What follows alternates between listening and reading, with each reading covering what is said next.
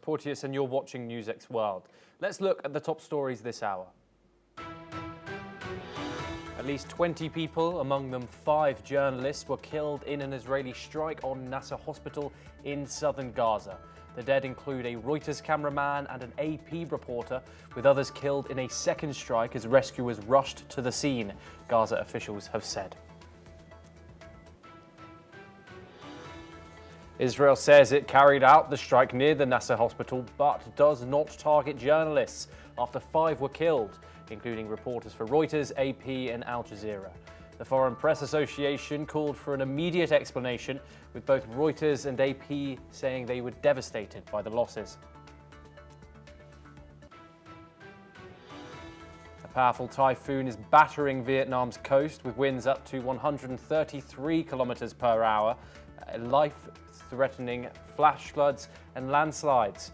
More than 586,000 people have been ordered to evacuate, with soldiers on standby as heavy rains continue to spread across a much larger area.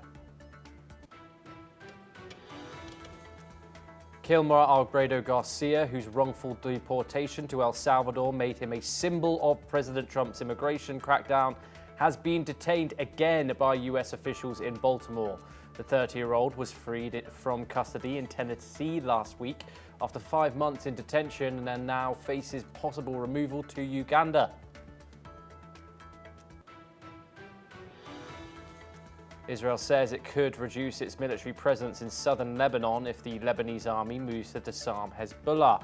The statement bomb from Prime Minister Benjamin Netanyahu's office followed his meeting with U.S. envoy Tom Barak, who is pushing a plan to disarm the Iran-backed group.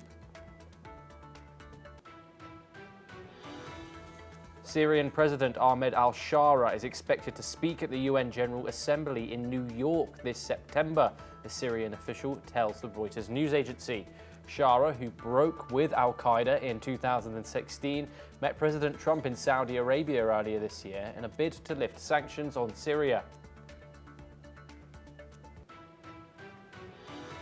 Britain says a record 28,000 migrants have crossed the Channel in small boats this year, a 46% rise on 2024.